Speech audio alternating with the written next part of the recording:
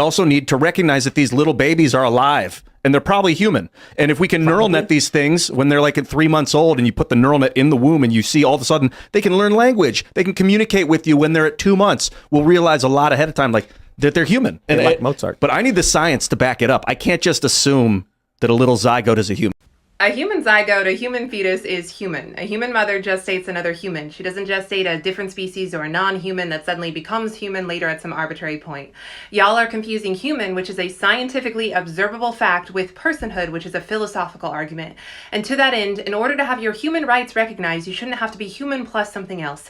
Human plus white. Human plus able to learn a language. Human plus able to communicate with the world in a way it can understand. Because when you have an 8-month-old baby and you look at it in the eyes and it's looking at you, you know it's a human.